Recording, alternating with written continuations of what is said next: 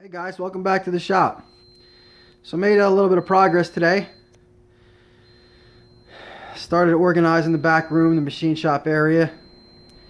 Got the Bridgeport back here, finally. I was going to put the little Delta Rockwell lathe where the Bridgeport is, but I just have a feeling that the Bridgeport's going to stick out too far if I put it anywhere else but in the corner. And there's going to be an issue because the second Bridgeport, I'm going to probably put that in front of this one, kind of at an angle matching the first one. The second Bridgeport has a smaller table. This guy here has the 4-foot table. So I'm kind of hoping that's why I put it in the corner. I haven't really set it down on the ground yet because I want to put the table on. I want to move it a little back and forth and see, make sure I have enough travel on the table. I can't put it too close to the wall, and I kind of have a feeling that I'm going to be out of luck with the shaper head that I brought for the Bridgeport. I just don't think there's going to be enough room, so I might go ahead and sell that. I'd really like to find myself one of those little South Bend 7-inch shapers, standalone, with a nice storage cabinet under it, but that's a whole nother story.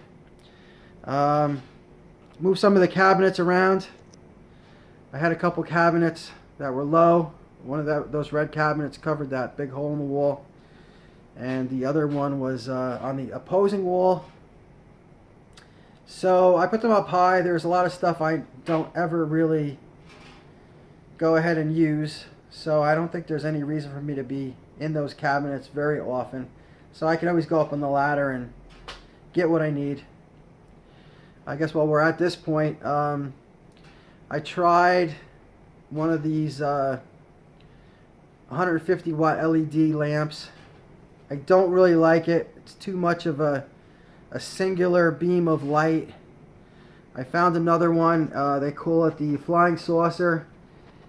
It's not as tall as this light, so it will probably be about 6 or 8 inches closer to the ceiling, which I think will allow the light to spread out a little bit more as it comes down. I'm going to go ahead and get rid of all these 8-foot fluorescents, and I'm just going to put 4 of these pendants, one where every box is along, and that'll make the room look a little bit bigger as well. So I have to rethink what I'm doing here. I didn't think that all this stuff was going to take up so much space, actually. So I mean, I don't have the table on this. This has the 4-foot table. So Mr. Rockwell lathe is going to have to get moved down. South Bend's going to have to get moved down. I'm going to have to move a lot of stuff down. Possibly get rid of some more stuff. I'm working on taking the shelving down, reorganizing all this. I kind of have a feeling that underneath these 2 cabinets I am going to put maybe make a cabinet that holds all these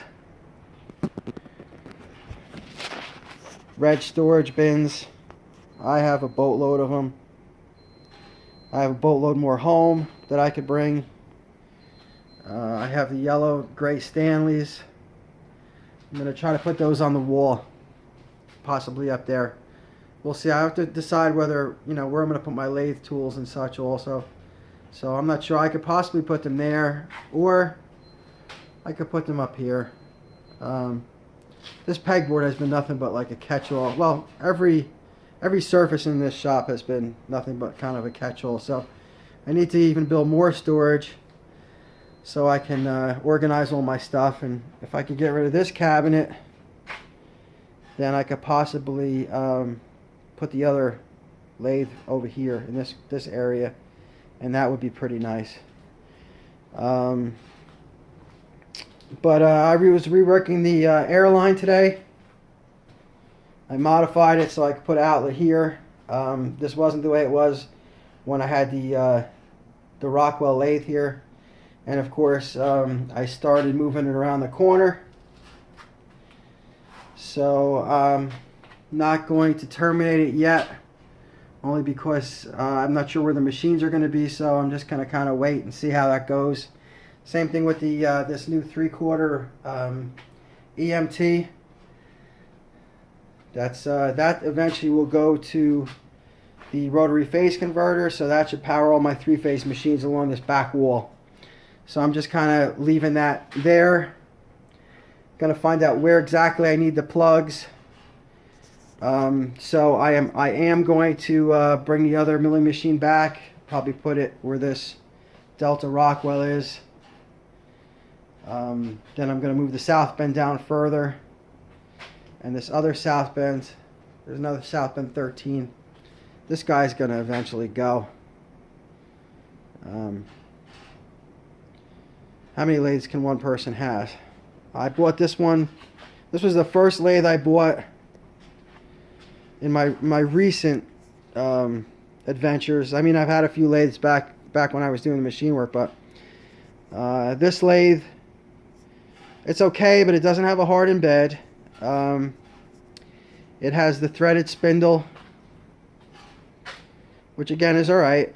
But of course, then I went ahead and found this South Bend 13 with the hardened ways, with the taper attachment, with the I guess the D series spindle, and I got a lot of stuff with it. So I'm going to focus on these guys here, these two lathes, and I'm hoping that other Rockwell lathe, if I end up keeping it, I'd like to convert it possibly into like a CNC lathe, but we'll see how that goes. There's just too many projects. You know, gotta attack one at a time, I suppose. But anyway, that's what's happening at the workshop today. I'm gonna get back at it. I have another couple hours. Maybe I can get a little bit more done. And I will talk to you guys soon. Thanks for watching. Subscribe, come back again. Alright, gang, have a good day, and have fun with your projects. Take care.